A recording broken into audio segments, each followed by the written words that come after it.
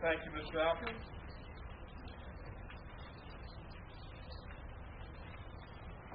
First item on the agenda is any additions or corrections to the board agenda. Do we have any? Hearing none, do I hear a motion to approve the agenda as presented? So moved. Do I hear a second? Second. Moved by Mr. Handy, second by Ms. Smith. All in favor signify by saying aye. Aye. Opposed, nay. The agenda is approved. Next order of business we have is who are we? Student recognition. Dr. Mentor? So we're fortunate tonight to have our probably largest audience in a long time in person. So thank you for coming out and joining us this evening. We also have a special treat. Our soon-to-be new student board member is going to actually help us with the student and staff recognition portion of the program tonight. Our public information officer was not able to be here with us, but Adriana, being a Penn Media student, has a little bit of gift with gab, so she's going to take the mic now and lead us through our student recognition and staff recognition. Adriana, make sure your mic is on. Hi. Good evening, board, and good evening, Colonial Nation. Like Dr. Mendes said, my name is Adriana, and I will be the student board representative starting in July. So today I will be doing the student recognition. So for the Williamstown Music Department, they took 5 groups to the Atlantic Coast Championships recently held in Wildwood, New Jersey. Several groups advanced all the way to finals, medals, and 1 group took home the gold. Williamstown Jazz 2, under the direction of Laurie Simpson, competed in Jazz finals and had a great score of 85.77. This is only Jazz 2's second year competing. Williamstown Jazz 1, the advanced jazz band, under the direction of John Sakonik, won 3rd place at Jazz finals with the highest jazz score in Williamstown history of 90.66. The Williamstown Color Guard, under the direction of Andy Randolph LaBerge, advanced all the way to semifinals, where they finished in 12 out of almost 30 groups. Williamstown Winter Percussion, under the direction of John Sakonik, Christina Sento, Jason Keller, Deanna Perry, and Mike Cornell, advanced all the way to finals. This was the group's first year competing. They were able to finish their inaugural season winning 2nd place. And finally, you had heard it last month, but it's worth repeating. Our dance troupe, who defended their title, was once again named Atlantic Coast Champions. Colonial Nation is proud of each and every student who will receive a certificate tonight as a token of thanks for representing who we are. We now invite these students to get pictures taken in front of the board. Come on up, all the students over here. Congratulations.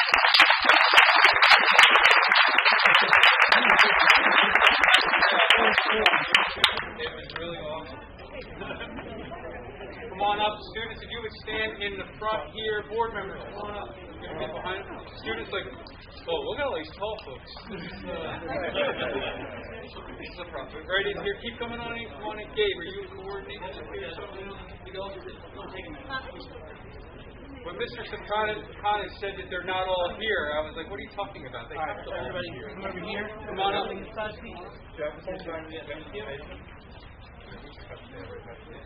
You want to try? Well, we can do it right now. Yeah, we can. Come on back. Keep coming back. Hold back here.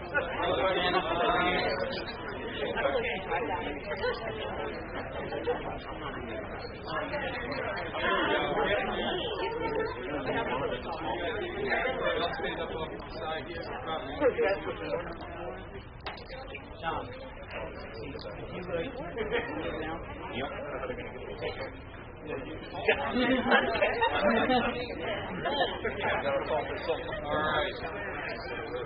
All right. Everybody in? You see? Yeah.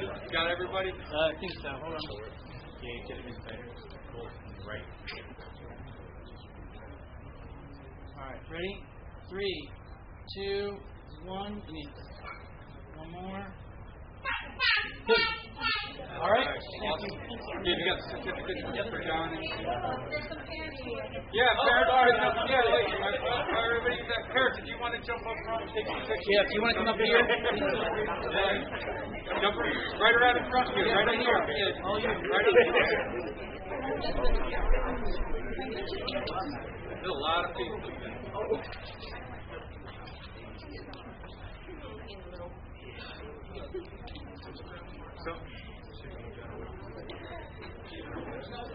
Real quick question. How many of you are seniors in here?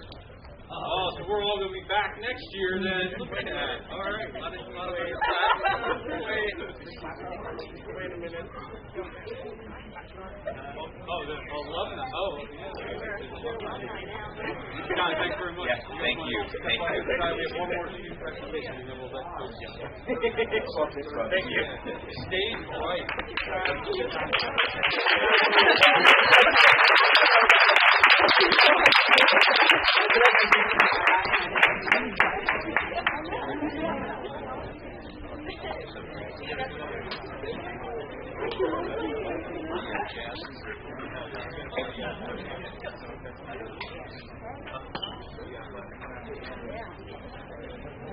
All right, Adriana, you have one more roll to go.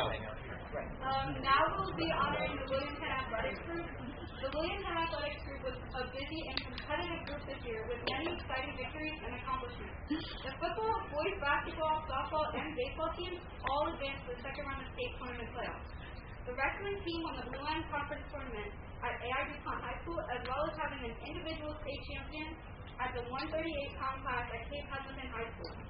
Several special athletes have received some all-state recognition this year: 4 in football, 2 in soccer, 1 in basketball, and 5 in wrestling, as well as 1 in baseball and 2 in softball. All of these students will receive certificates of recognition from their coaches.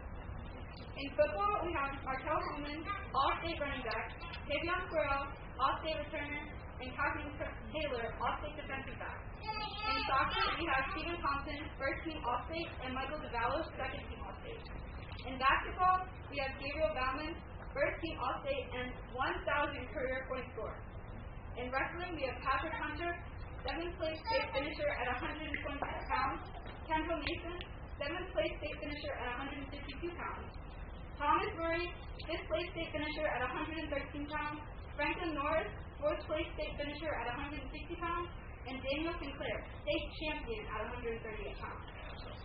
In baseball, we have Brandon Grigro, first-team all-state outfielder and pitched first ever perfect game in Williamton history. And in softball, we have Madeline Pritchard, first-team all-state pitcher and reached 500 career strikeout milestone and athletic scholarship to East Stroudsburg University.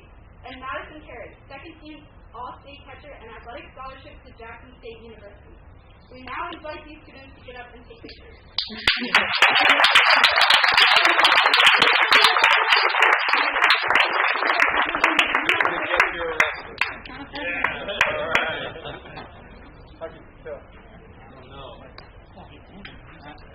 Hard to miss that one.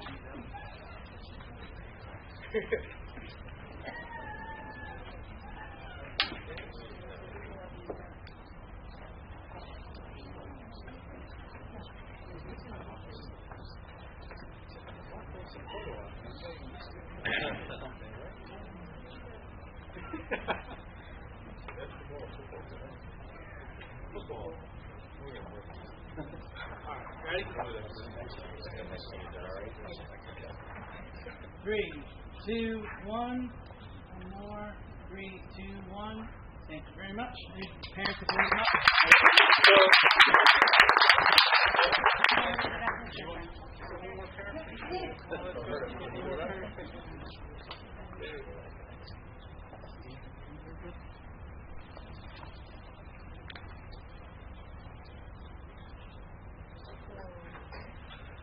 So we do want to say, first of all, thank you to all the coaches and the club sponsors and the staff who work with these students day in and day out for your hard work. Also, athletes and others, we need to recognize the true backbone of this recognition is your parents. They're the ones who get you to and from all these events. They endure the countless hours of participating, driving, watching, and then listening to the after effects, good, bad, or indifferent. So, parents, thank you for all that you've done for the students.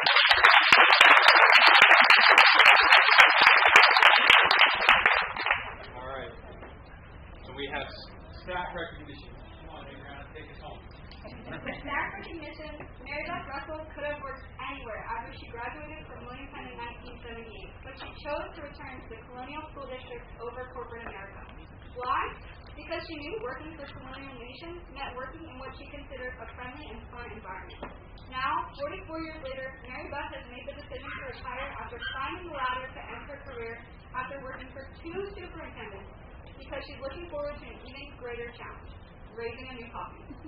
Even though Mary Beth will no longer be assisting the district's top dog, Cherry Red and Black will still be running through her veins.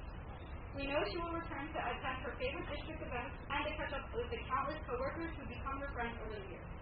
Mary Beth says the power of leave needs family and friends, and she should know since 5 of her 6 siblings also graduated from Penn, along with 2 of her own children.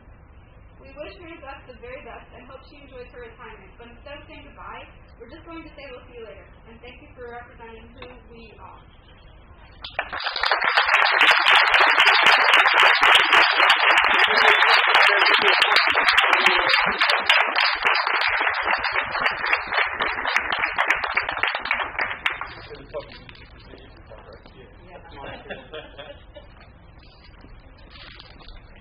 Ready? 3. Thank you. All right. 3, 2, 1. Good. Thank you. We do have to recognize her husband who's over there. I did try to keep her around another year. I know you were begging me to keep 4 more years. I know I didn't do well. I told her 3 more years. So also what she didn't say was she is the secretary for myself at the superintendent's office, but she was my secretary here at William Penn when I was principal for 9 years as well. So she's going to be sadly missed. Mary Beth, thank you so much for it. Thank you.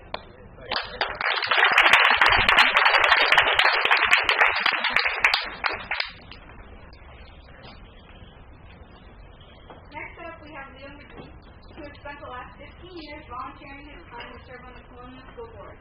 He has spent countless hours serving in many capacities on committees and as the former president of the board. Leo, who is the proud parent of 6 biological children and 7 foster children, is clearly dedicated to the well-being of young people. As a retired Philadelphia firefighter, he knows what it means to rescue those in need, and that is why he's dedicated so much time fighting for Colonial Nation's kids, especially those who need extra support. While Leo will no longer be seated on the board, the good news is he has promised not to go far. Instead, he will find another way to volunteer his time working for the school district he loves. A little birdie told me he has an interest in serving on the Citizens Financial Oversight Committee, which I'm sure Ms. Falcon will appreciate. Thank you, Leo, for representing who we are. And Leo could be with us this evening, so he's going to get a plaque as well as a framed photo of a framed drawing of William Penn High School that was done by our teacher, Kim Davis. So we give Leo a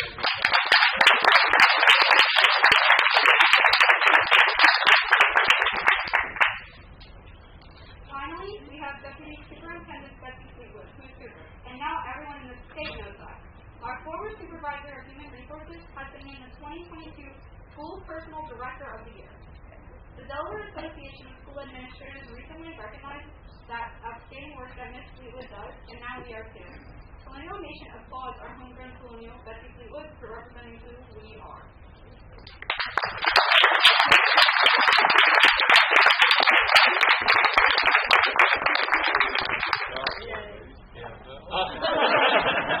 Dave, you were too slow. You knew that was going to be a quick photo. You have to get that one later, Dave. I know Photoshop. We're good. So thank you folks for coming out this evening for the recognition. We do appreciate all your support all year long, and it's been a pleasure to watch your students perform and excel in the classroom and on the playing fields and the performance arenas. At this time, we're going to take a pause from the meeting to allow you to exit and enjoy your summer. If you want to stay, please stick around. We have, I'm sure, an exciting meeting for you here. So thank you very much, all. Have a nice evening.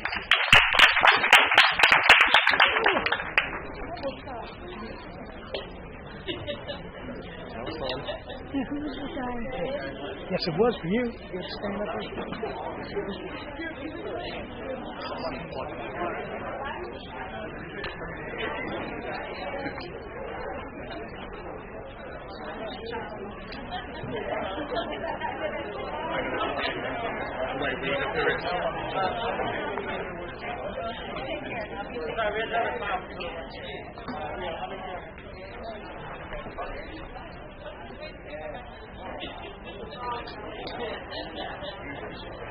much.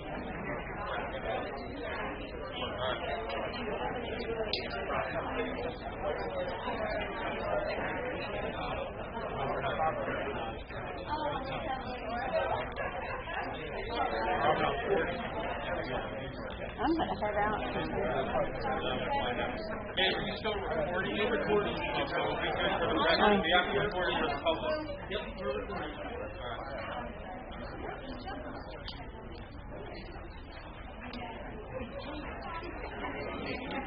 Okay, let's go ahead and get started back here again. Okay, our next order of business is the consent agenda. The consent agenda consists of 4 meeting minutes for a past meeting, education items such as good choice or good cause choice invites, determinations, and kindergarten invites and choice invitations. Also some personnel items or assignments, and then miscellaneous business items as well, which include our bids and contracts as well as our budget, monthly rate, monthly report. Do I hear a motion to approve the consent agenda as it is presented? Do I hear a second? Second. It's been moved by Mr. Frost and second by Mr. Pichu to accept it as it's presented. Any questions? Hearing none, all in favor signify by saying aye. Aye. Opposed, nay. Consent agenda is approved. The next order of business we have is updates and action items. Delaware School Board Association dues. So one time a year that we have our payment for TSBA for dues to help with our representation on the state level. As you can see attached is the request for the dues for this month, Mr. Laws. Yep. And you can see there that it's the historical request as well. Correct. Do I hear a motion? So moved. Do I hear a second? Second. Moved by Mr. Handy, second by Ms. Smith to approve the association dues. Questions? Hearing none, all in favor signify by saying aye. Aye. Opposed, nay. Motion is carried. For the information, our dues went down by $3,000 off the goods.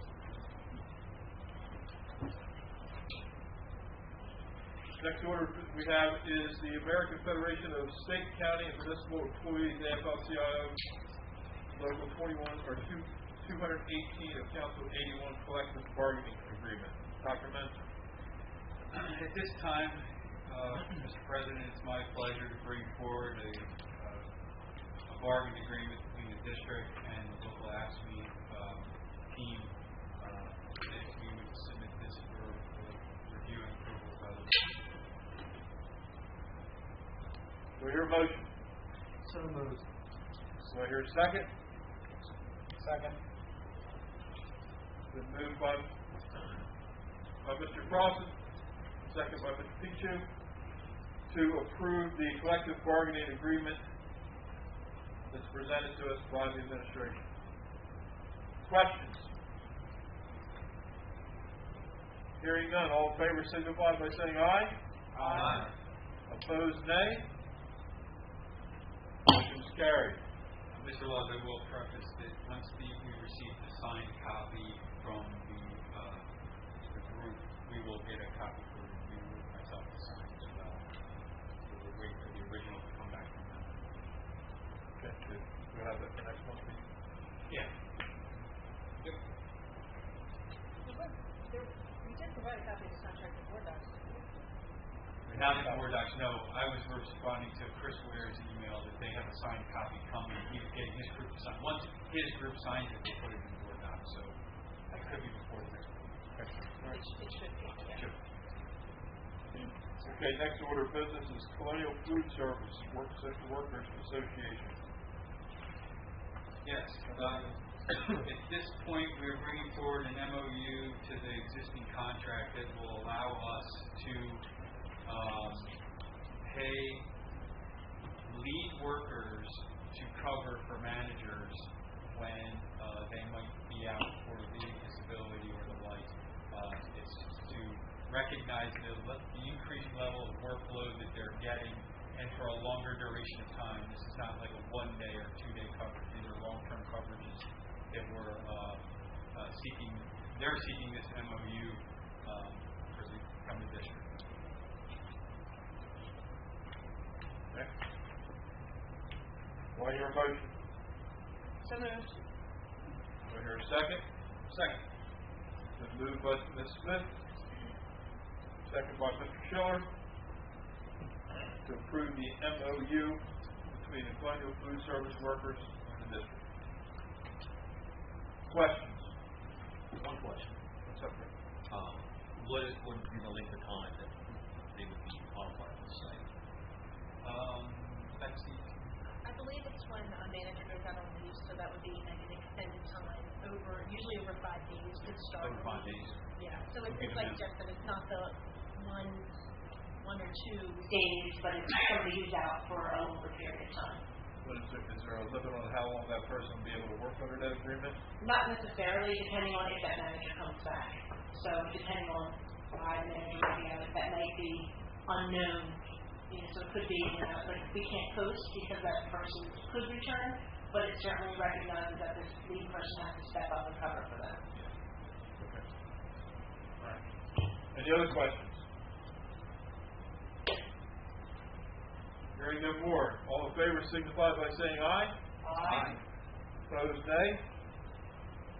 Motion is carried.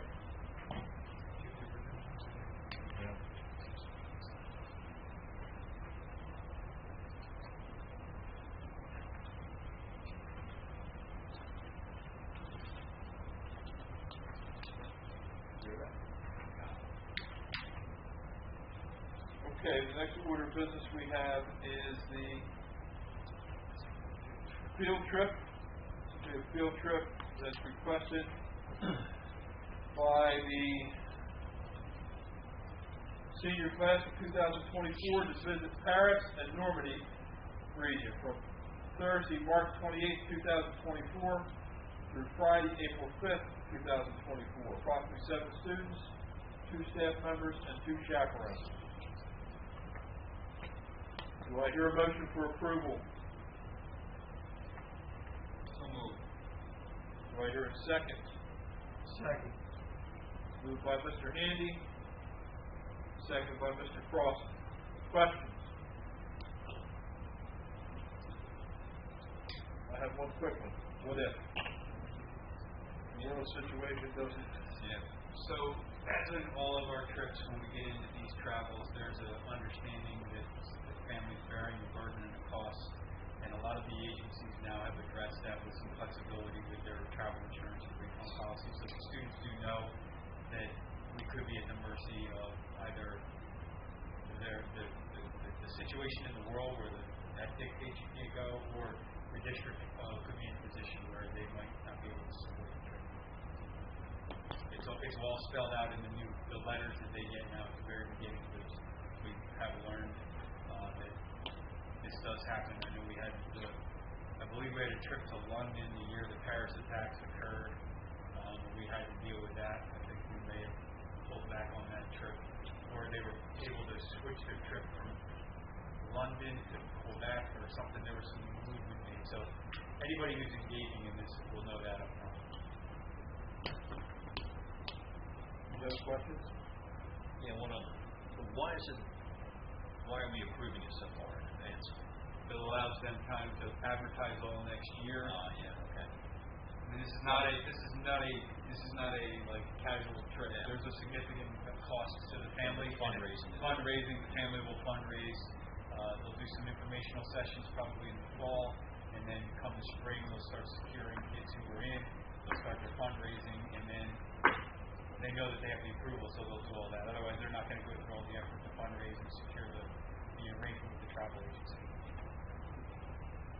I'd like to make a motion to amend this motion that the superintendent would review the situation at a point in time and make the decision on whether to allow the trip or to request for it to be either rearranged or canceled due to any ongoing situations. I know almost goes without saying on that, but I think we need to make sure that we have that covered there. It does go without saying that I would agree with you, Ted, but duly noted for the change in the motion. It's trip to do Washington to be thoughtful about putting our staff and students and potential harm. Do I hear a second to the amendment? Second. Okay. We'll vote on the amendment first. Okay. Do you have any questions on the amendment? All right. Hearing none, all in favor of the amended motion, of the amendment, please signify by saying aye. Aye. Opposed, nay. The amendment is carried. The motion now reads as amended to approve the field trip request with the amendment for the superintendent to review the current conditions at the time and either approve, cancel, or reschedule the field trip. All in favor of the amended motion signify by saying aye. Aye. Opposed, nay. Motion is carried as amended. What's that? Should have said we. All right. Thank you, Rick, for the foreign travel. All right, the next order of business we have is Colonial recruitment and retention efforts. If you recall, during some of our conversations over the last month, there was a question by one of the board members about how are we recruiting the staff? What are we doing to recruit? And that said, I'm asking our Director of Talent Development, Dr. Jennifer Alexander, and lead teacher, Katie Kramer, to join us at the podium to talk about what's going on in the world of Colonial recruitment and retention. Jen? I'm going to turn the mic to the church screen.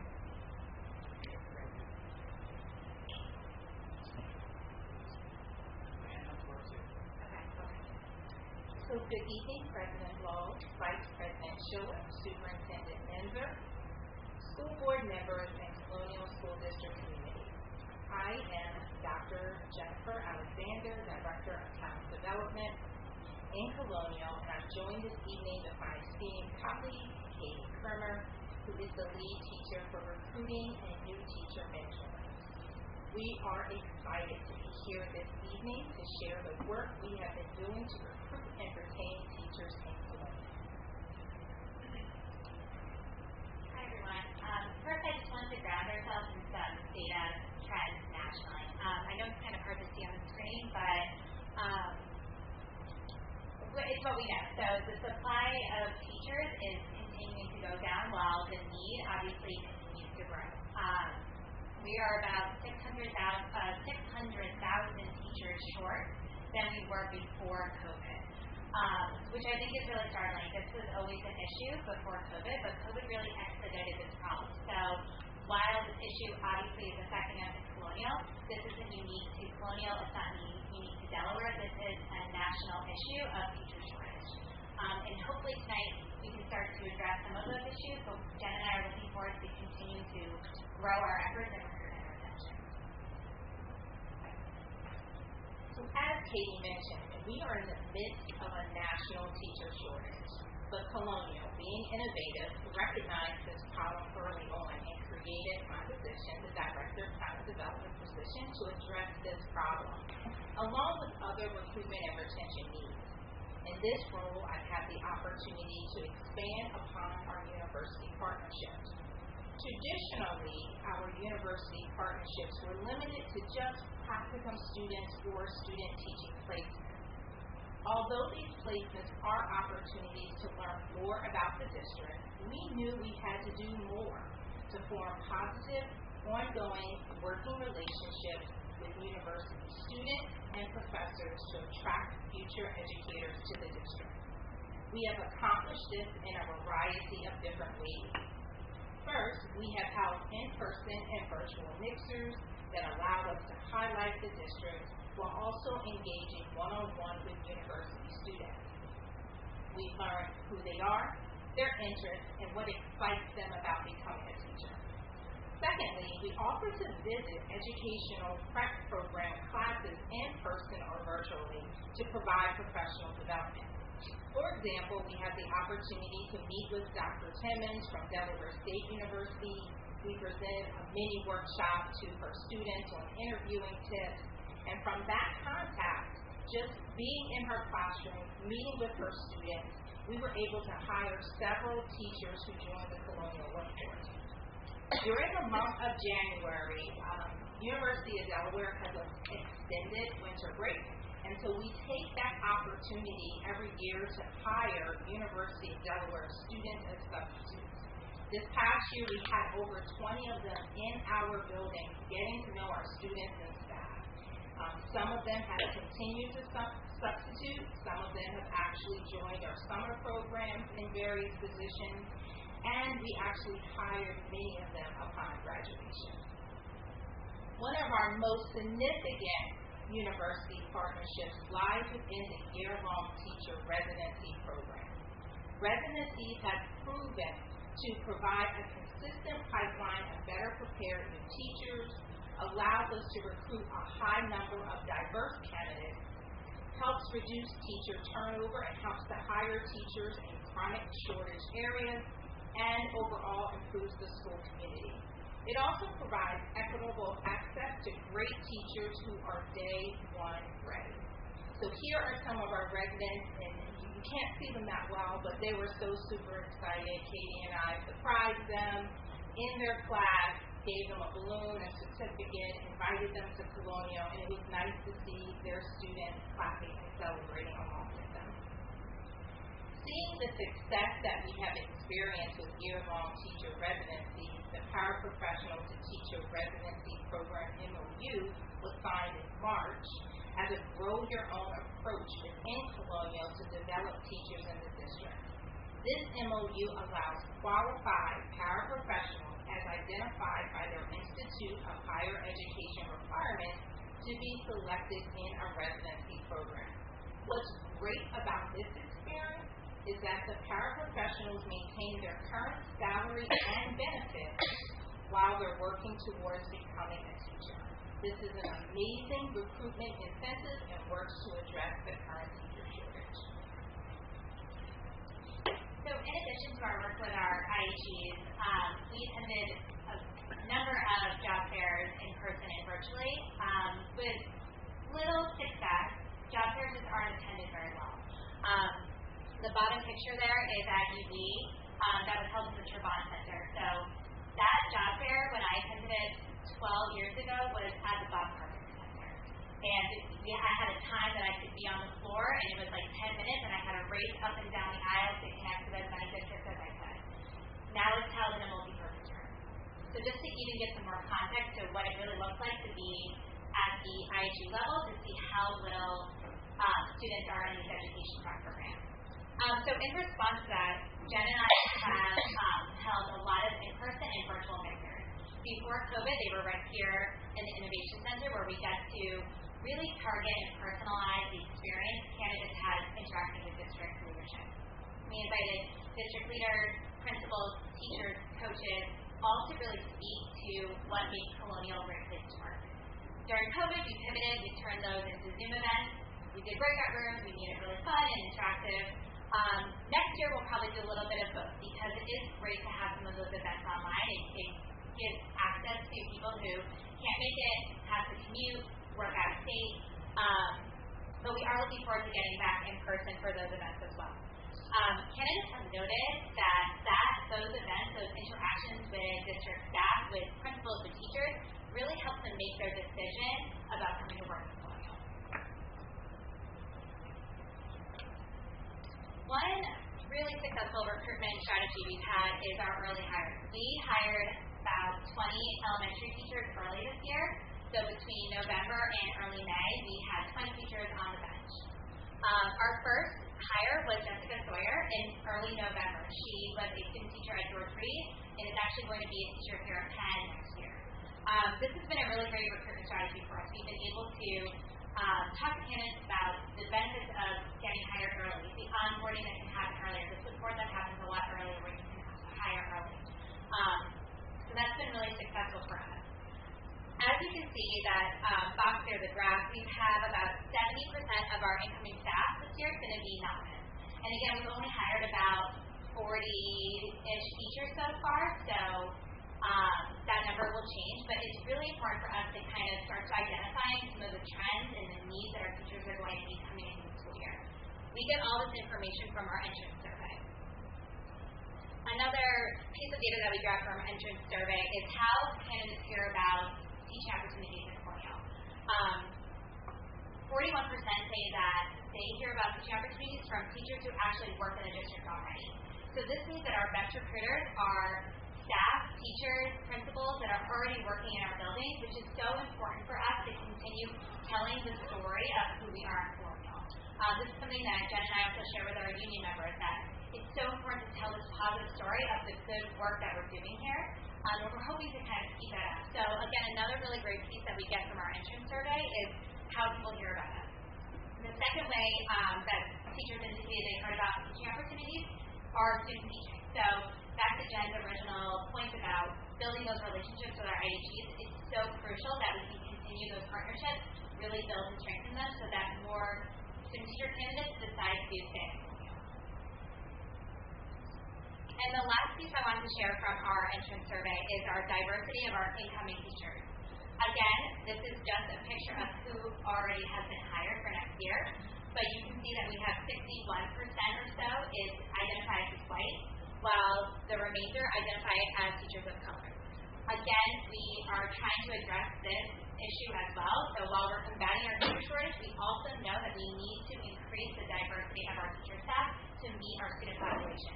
That is critical and crucial and very important to Jen and I, and also to the district. One way that we are trying to address this is by affinity groups, which are being supported by Roselle, and we are really looking forward to starting that in fall. So retention starts with retaining the highly effective teachers we already have working in our district. This happens through a positive school community, a culture of support and growth, and listening to the needs of our teachers. To help retain our teachers, we have established onboarding teams and lead mentors to support new teachers. We have provided high-quality in-person and virtual professional development. We encourage school leaders to conduct day interviews with their staff and active appreciation for staff. We have partnered with Roselle, as Katie mentioned, and we're providing coaching and training for establishing affinity groups in our district.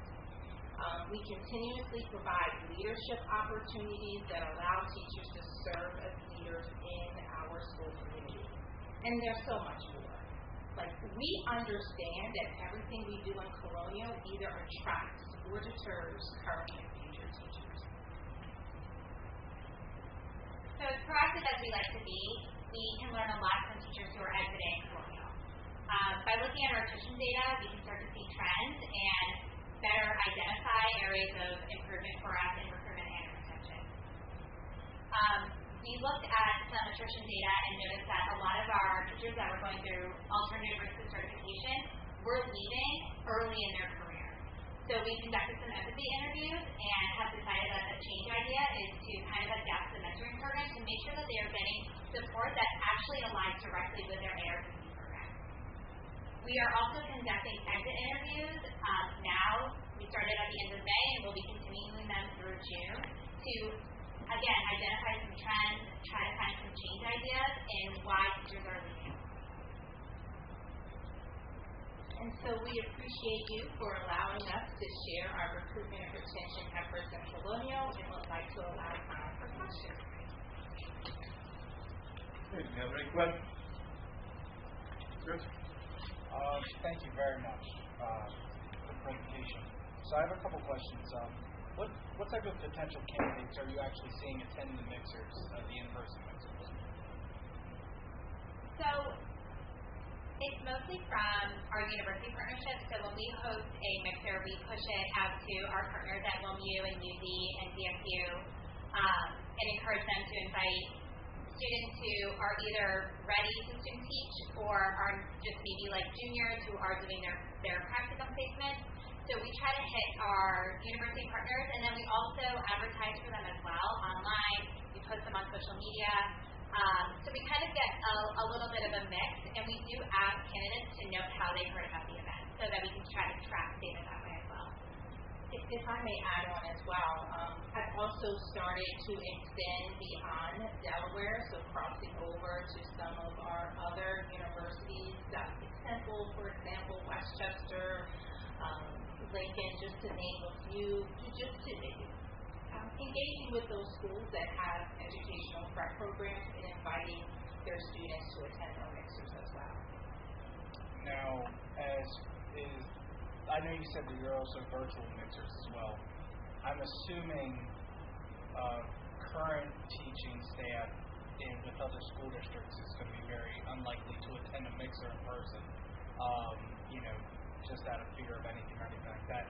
How do we get information to them if they're looking or interested in possibly switching to Colonial? Any virtual events that are more private or anything like that? That's a great question. I will say when we put our postings out, we get quite a few candidates from our surrounding district who apply. So I feel like they know that there are opportunities in Colonial, and we actually have lots of people from our surrounding district wanting to join the Power League. We've had a couple come to our in-person mixers, and they do kind of like sneak a little bit. But I have had some people reach out because of our information on our website. Our website looks really great. Gabe has worked really hard in updating it. But there's like a recruitment email, and so sometimes we get people kind of contacting us that way. And then Jen and I are always happy to set up one-on-one Zooms or phone calls for people who might not want to completely show up at some of those events. And then final question would be, so obviously we're seeing a shrinking pool of potential candidates. So there's still, every district's going towards the same pool, and it's shrinking. So obviously we have to reach out and create the pipeline right at the beginning. So even before they are starting college. What are we doing to inspire the current youth towards choosing a career? And what type of programs do we have that maybe while they're still in college, if they could switch, or if they have, I've seen you guys advertise too, so it's a multi-level question of what we're doing for somebody who maybe has a degree in something else that's not teaching related, and what are we doing to inspire future teachers at the high school level? Do we have any programs that directly link them to Colonial where once they graduate, they're immediately with us? Sure. So I will definitely say we have our teacher academy that's here right at William Penn. It is an area where we need to grow. That is right now, I believe last school year we had about 44 students that were part of the teacher academy. We talked a lot about waiting until they get to high school is too late to build that interest for the teacher academy. Our teachers are actually grown in elementary school, tapping on those kids. I'm thinking about our younger students who sometimes you might pair up with another child and allow them to tutor each other or read a book. And those are the kids you begin to tap on their shoulder and encourage them that when now they go to middle school. And for example, at McCullough, we started a teacher academy pipeline there, where then they continue to, work with other students, be part of a club. And again, the hope is by the time they get to William Penn, they realize like, hey, I've been a teacher all this time. I was a teacher back in elementary school when I was helping the kindergarten students open packets of ketchup. Like that's where it starts, when you have children working with one another and helping each other out. And it takes the adults to point that out, to let them know, like, you're doing a great job. This is what it's all about. And then I think your other question was about maybe candidates who are like in the medical field, and so we always encourage those candidates to go through some of our partnerships with WillMU or Relay, because they do a great job of getting the teacher those certifications, the pedagogy they need to be successful in the classroom. It's always been a challenge for us to really understand how do you get someone at DuPont to open an email about teaching opportunities in Colonial.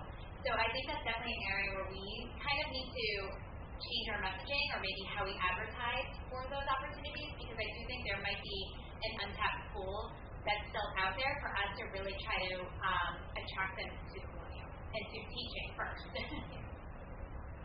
Thank you very much. Have you experienced any success yet from the student organization you have here? Any of the graduating seniors going on to college for education, or you haven't seen any of that data yet? We haven't seen much data yet because it's still homegrown. There are students who are now maybe seniors in college who took a teacher academy course here at Penn. But it's hard to identify exactly where some people are because the program started so small. I know that they graduated at least 2 this year that are absolutely committed to being an educator. So we back here or just an educator? An educator, but they wanted. offered one of them a position, if I'm not mistaken. Yeah. I think you offered them a contract already. Cheyenne is one of them. Well, Cheyenne did Cheyenne. Yeah, we offered her a contract too. But she was a teacher academy. Yes, and so that's the other thing too, is that there are a lot of untapped students at the high school who have a load of APs and other classes and band and all these other commitments that it's hard to fit teacher academy into the schedule. That they love math, or they love science, and so that's kind of where their passion is. So also tapping into those kids to say, like, you know, another option is to still love math and teach math. Like, you don't have to just do math as an accountant. You can do something else, right? So we definitely. No, you're not an accountant. The Our, money side of things. William Penn had a teacher academy several years before it became a CTE pathway. We began dabbling with it back when I was the principal here, right around Race to the Top. I do know of at least one student who was in that early iteration who is currently an ESL teacher in Brandywine, and she attributes, you know, getting the opportunity to do what Katie's talking about, like experiencing classroom stuff during high school really opened her eyes and motivated her. So it really is about getting more students exposed to it so that they can actually understand what it is, and then, you know, realizing it later. Unfortunately, again, she works in Brandywine, but she's in education and she stays in education, so that's important. I will also add that actually I had an opportunity right before the seniors graduated. I just gave them like a really quick survey informally. I had over 380 students respond, and I just wanted to know, was anyone interested in becoming a teacher? And I had over 60 students express, yeah, I think I want to be a teacher. And I'm looking at those names, and I'm like, that child wasn't in the teacher academy. That student wasn't in the teacher academy. So again, I have all of their contact information, and they're going to hear from us. We're going to stay in touch and encourage them to come back home. How about the paraprofessional rights? Have you approached any of them about being teachers? Yes, with our paraprofessional residency MOU, let me tell you, our paras are all over that. They love the opportunity to be able to continue to work, getting their full benefits and pay while working towards becoming a teacher. So that's an excellent pipeline for us. How about any national programs that are out there, like Teach America or anything like that? Call any of them? Well, I believe I was going to say, because I don't think we've kind of stopped that. Only because they were charging for Teach America. Like, you paid a fee to bring teachers in, and what we found was the retention of those teachers weren't staying. Whether because they had a different, it didn't suit them. Maybe they weren't as prepared is what they could find. So I know that we kind of stopped that piece of it. And now Teach for America, they really have declined in numbers. Talking to somebody who used to work there, people just aren't entering that type of program. I have a comment and a question. First of all, I want to commend you on your exit survey questions. They're really, really thought-provoking, and I hope you're getting good data, you know, out of the answers that you're getting to those questions. Do you have a good response rate on exit surveys? I'm going to let Katie answer. Yes, for the most part, yes. We've been able to do probably about 20 in person. So either on Zoom or face to face, so that's been great. I mean, we still have a couple out there that we sent surveys to, so if they chose not to respond to the request to do it in person or by phone, we're sending the survey as a follow-up and hoping that we're going to get some traction there. It's a lot of hard work in the spring, so I appreciate that. And then my question is, and I recognize, of course, that you have absolutely no control over the universities in Delaware, but to your knowledge, what are the Delaware colleges doing to increase enrollment in their ed prep programs? That's a great question. I can just speak to one program. I know Del Tech is expanding where they now will have a bachelor's degree for elementary education.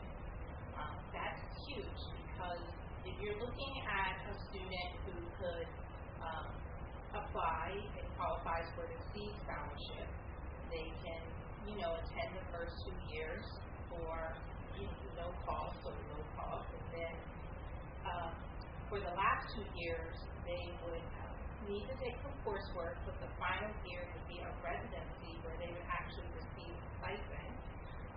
So that's a great opportunity for a student who wants to go to school, wants to get a degree, and can actually walk away with paying very, very little in tuition, college tuition, and walk away with a career. So I'm excited to be working with Del Tech. They've asked me to help. They've actually heard of all of the great work Colonial has been doing with residencies. We're one of the few districts that has multiple residency partnerships.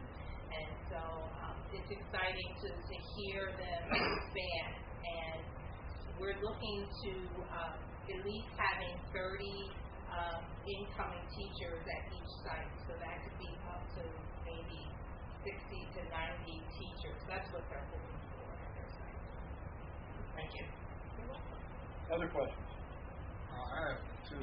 One basically you answered, but speaking on bringing other professionals in to say they want to be a teacher, have you ever thought about using them as mentors, and then once they're in the classroom helping, it might spark something within them and make them decide, hey, maybe I might want to be a teacher. That's a great idea. So we will, Katie and I are like a traffic and roadshow. We'll try just about anything. We want to, I will say, share that at one of our recruitment fairs, which I believe only 30 people showed up, we were the only district that actually got someone hired.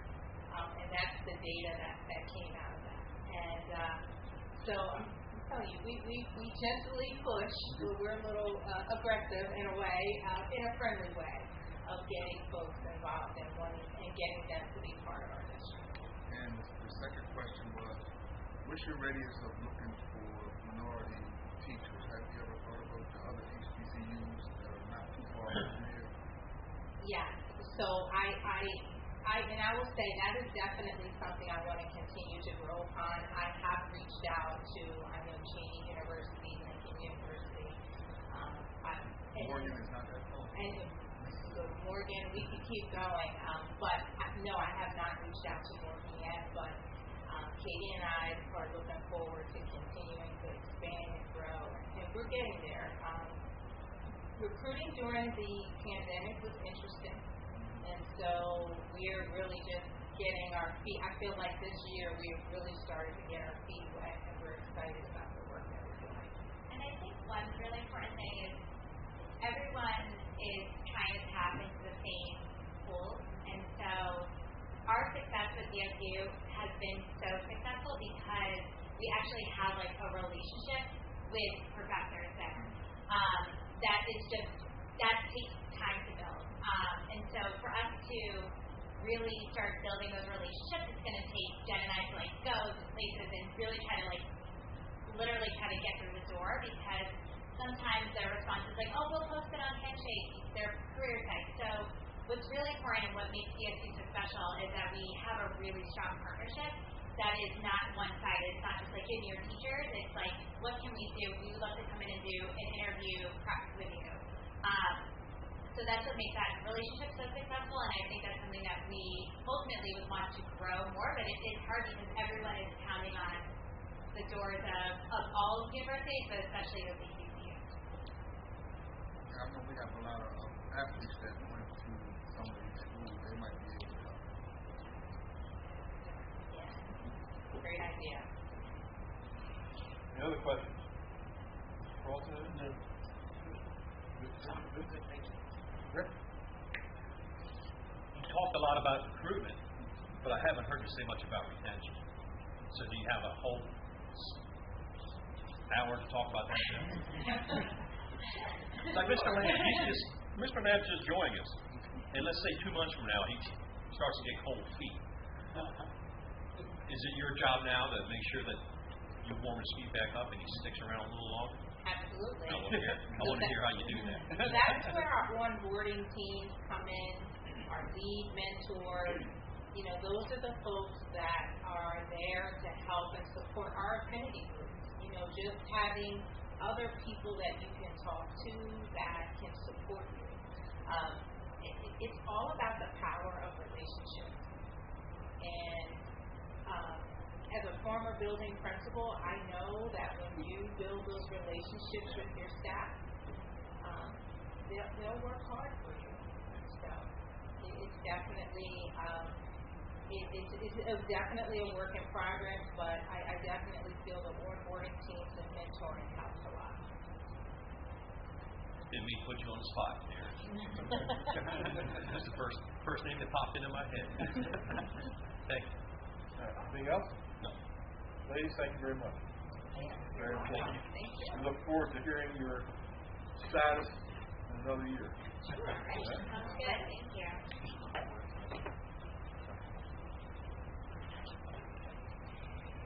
Okay, the next order of business we have is school safety and security. Dr. Mendel. Given the tragic events in Texas, and obviously in schools across the country, outside of schools across the country in the last several years, recently in Texas, I thought it would be appropriate to put a school safety and security subject on the agenda, and really it's more of to give the board an opportunity to ask any questions of myself, Ms. Fauci, Ms. Fleetwood, or any of the other administrators in the room here.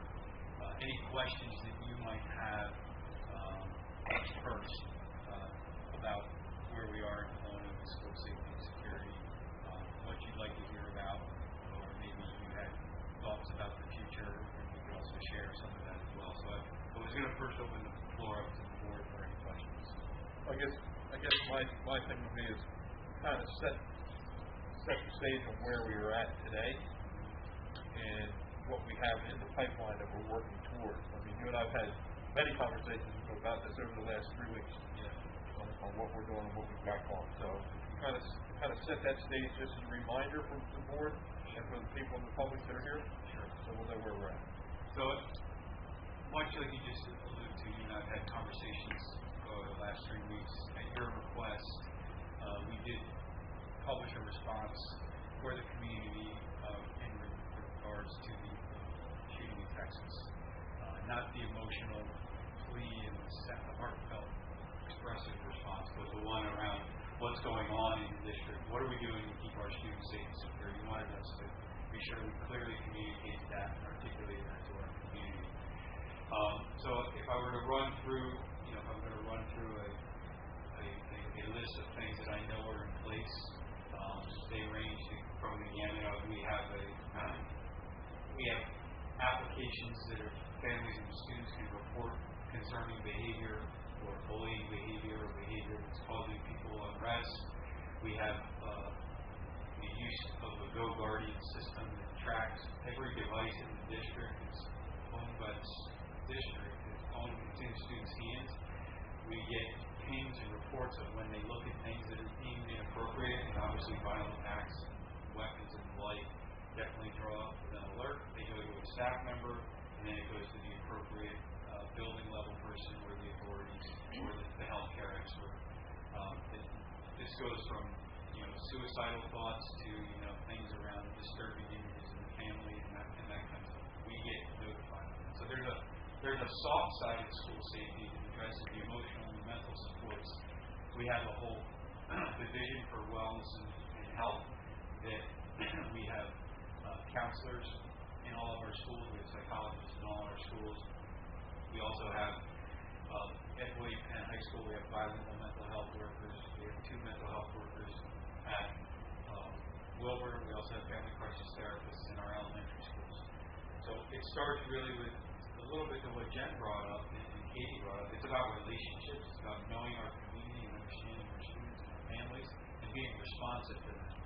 So it's kind of like the soft underbelly of what security really needs to look like. And we're constantly looking to strengthen that. I know that some of our schools are adding licensed therapists through either grants or through other special funding programs to bring more support to the community. Secondly, we have, in addition to where we have an SRO here at William Penn High School, which is Delaware State Trooper. That's the lone SRO in the district. We had previously put in a request for a second SRO 4 months ago. As the district's aware, as the board's aware, we receive regular Attorney General's reports of students who commit crimes in the community to draw up on the level of either violent felony or crime that's of concern to the school. And over the past several months, just the increase in number of those as it relates to violent acts and weapons was concerning. So the district did make a request to the DSP to add an additional SRO. We also have a team of constables where we have 1 at each of our middle schools. We have 2 here at William Penn, 1 at Wallen, used to be Wallen, now in 3. We also have 1 at Newcastle Elementary School. We are looking to potentially expand on that group in the coming months as we meet with our lead constable, who's here this evening. He's out front, and our school safety and security specialist, John Barr, will take a step back at the end of the school year. We will look at our staffing needs, how we can best support our schools with constables in the SRO plan.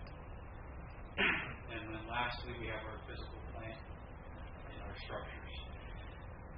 I don't want to say 3 or 4 years ago, we hired a school safety specialist.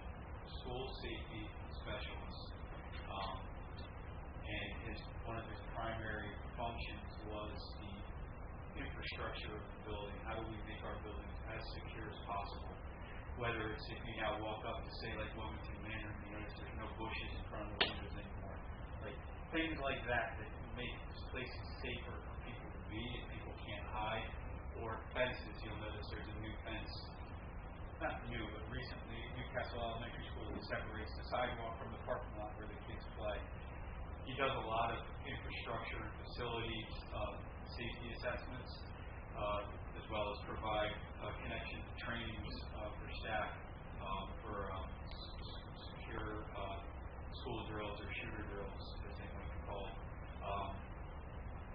He also is involved in the installation and the review of all of our cameras at all of our facilities, as well as the secure doors that we have in all of our buildings that lock and you can only buzz in. He spends a lot of time making sure that our buildings are as well equipped as possible for school security. We do have, because of his efforts along with that of Ms. Falcon, we've been able to secure funds from a federal grant and some other outside funds to get the secure vestibules. And right now they're in 6 of our schools. Like once you walk into William Penn, there's a locking lobby that's bulletproof glass that you can't get anywhere out into the building before you get to go visit with someone. There are 6 now in our 6 of our schools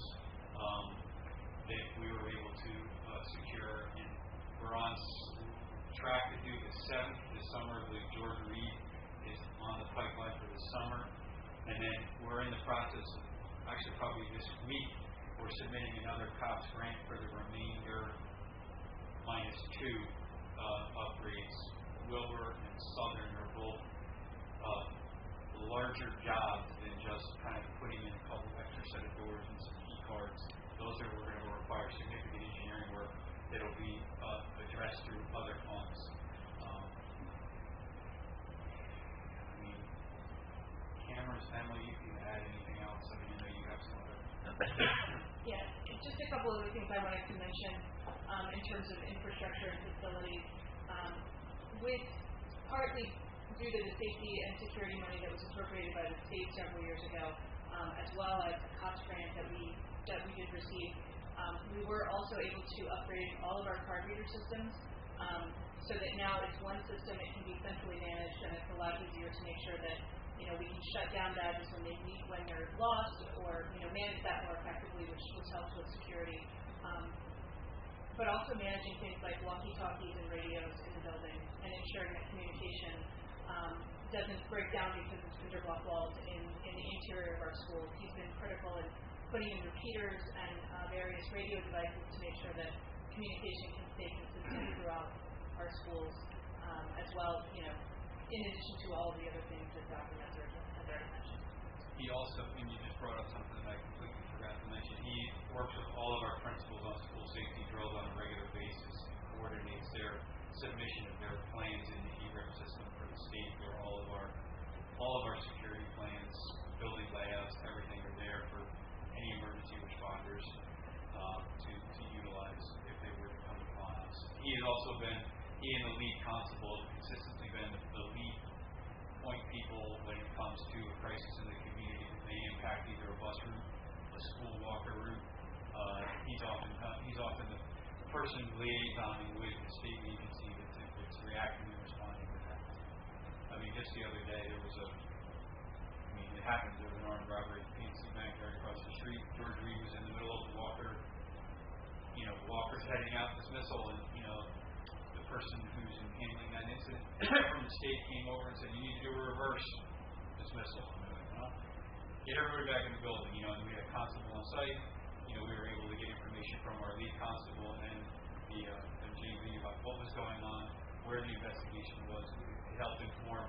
I believe I saw a raid text message go out to the Perry County in Newcastle that says, "Hold all your kids for dismissal." Wilmington Manor got a message. Teachers were given a message. Like, he was pushing out communication with the lead constable to inform the staff of what was going on. So they definitely are the eyes and ears of the safety side. But then to Emily's point, he definitely has a hand on the infrastructure as well. The one other safety measure I will say that doesn't get talked about a lot is our cybersecurity. I mean, we are constantly under threat in our infrastructure, in our networks, and we have a dedicated staff who work diligently to track all the spam emails we get, and hope to God nobody hits open, and the world doesn't come crumbling. Cyber world doesn't come crumbling down around us. We've designed a technology department that has physicians and people with unique skill sets to help alleviate those concerns if they were to arise, and to kind of recognize them as they occur. So I think that's the gamut of school safety and security. Questions or comments? Just how are we doing with conflict resolution programs so we can tear some of these problems before they become larger? So thank you for bringing that up, because one of the other things that we utilize is our restorative practices here at Williamstown High School, and at our elementary schools use responsive classroom. So there is an element of SEL instruction in all of our classes at the elementary level. It's fusing itself up to the middle school, but the high school we utilize restorative practices, and students regularly are brought into the restorative practices room here. There's a lead counselor here who's a restorative practices coach who's responsible for navigating that space, at least at the high school. At the middle school level, it's more down to the counselors and the administrators. You think that should trickle down?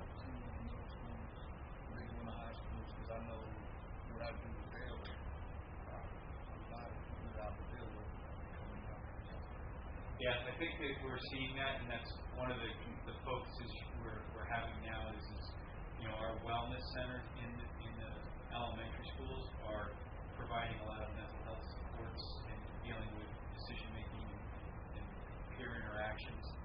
It's really the middle school where we are going to be shifting a lot of focus and energy, I think. I was just going to add, that's part of our strategic plan is the SEL. There's two components that we're looking into. It's really bringing in a strong program in our middle school and kind of solidifying what's going on at each level.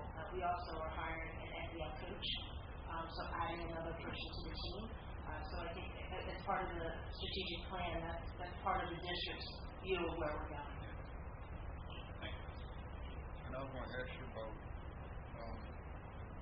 the data from previous years, last year, pre-pandemic, post-pandemic. How many of our students are actually using programs or they have issues talking to counselors, and how many parents are feeling comfortable with the counselors that are in place? That's not something that I think we have a specific tool that we draw from. I'd have to talk to Dr. Cooper about the SEL survey that he did with students. There's also the climate survey that was done through the University of Delaware that mentions that. So I would need to get with Dr. In fact, I'd actually ask you to email your question to John and be specific about what you're looking for, and he would know if it's readily going to be at his fingertips when the next set of data comes in, or if it's something that we have to kind of extrapolate from anecdotal data. Yeah, John would Dr. Cooper would definitely have a better handle on that. Bob?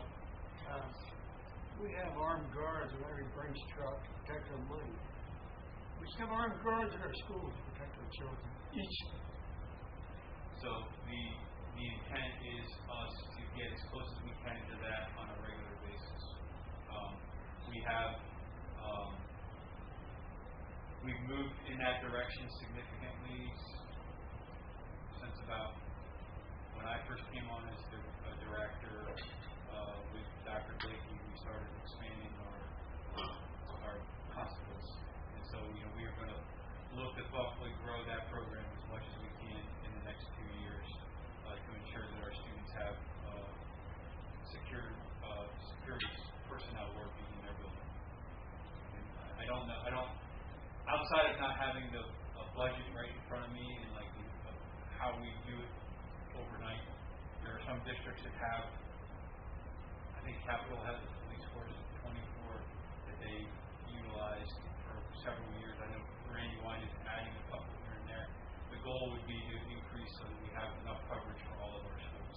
Right now they have primary and secondaries, and they're looping around the schools. Each constable has a primary school and a secondary school. So every school has coverage of a law enforcement or a constable at some point during the week, but it's not on a regular yet. But the goal would be to get there. Well, let's not wait till we make the news. Agreed. I don't want to be that person. We've had some preliminary discussions with the legislature. Well, there's talks in the school safety money if it comes back online for districts where there being more, but then there could be flexibility about how you can utilize it. We weren't allowed to utilize school safety and security money for personnel costs prior to this year, but there's talks about it being a little bit more flexible this year coming forward that you can use it for staff, and that changes the calculus significantly. Christine, anything? No, but the written statement that was put out was, very comprehensive, and I know as a board member I felt, some reassurance that Colonial was on the right track. Thank you. I mean, it's always, a little bit of you put something out like that only to find out that, to Robin's point, you're going to make the news at some point. So you're always leery about what you say and what you do. We confidently continue to invest in all of our resources as much as we possibly can to minimize tragedy happening. We have a lot going on in our community around us on a regular basis that we also have to be attuned to. Sometimes it's not what's going to happen inside our walls, it's what comes outside, from the outside into our environment that we have to worry about as well. And that's another dynamic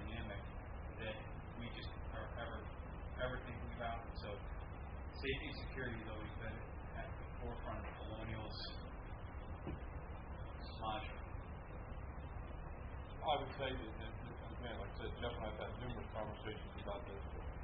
I know that we have a very active team mentality and working relationship with the local police departments, the state, county, Newcastle, and portions of Wilmington. I know that's there. Jeff and I have been brainstorming a little bit and saying, we want to go back and try to find some volunteers that are retired police officers, those kind of things, to get over the hump.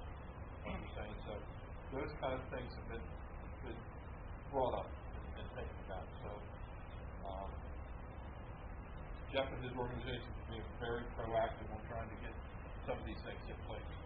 So we just have to, unfortunately, we have to bide the time and see what help we get and see what we can afford to do. And I know Emily's looking at that hard for us. You realize that at Parkland, Emu Valley, the police delaying. Yeah.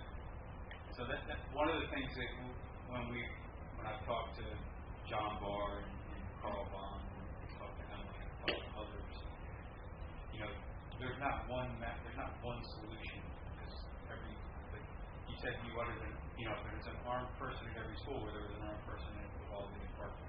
So there was a breakdown somewhere, and some of it's either facility, training, personnel, resources, and so trying to address just one, overemphasizing just one, leaves you vulnerable in other spots is the way we approach it.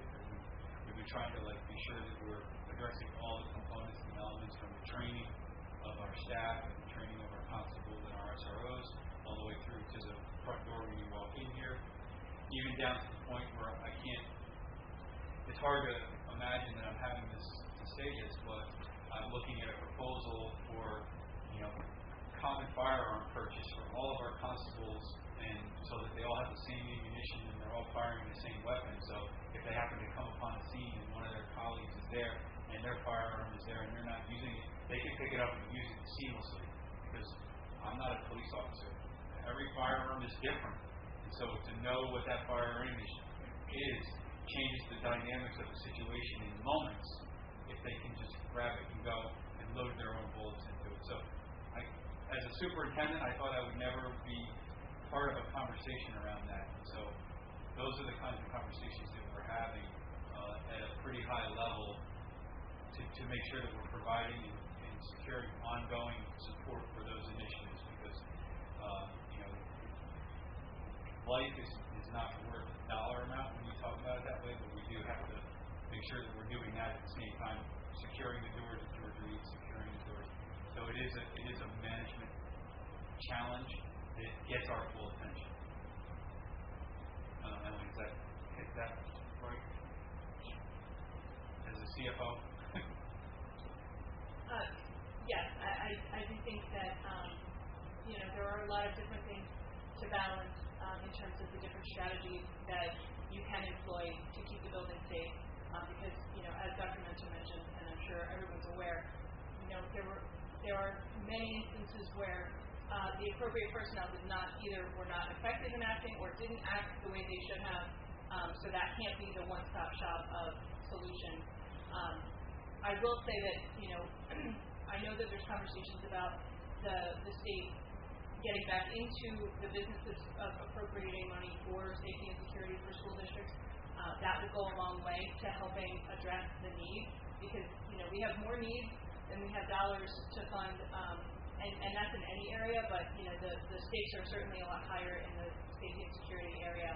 And I think I'm not out of turn to say that Dr. Mentor and I would certainly any proposal or any scenario that you would like us to bring forward, I can run the numbers, put the scenario together, and put it in front of you. And we can have a discussion about what that would mean in terms of budget impact and how we could absorb that going forward to do what the board's prerogative is in this area. Chris, anything? Yeah, I obviously have been approached multiple times in the past couple of weeks questioning what we've had as a school district set in place, and a lot of people, it's not realized that where I hear,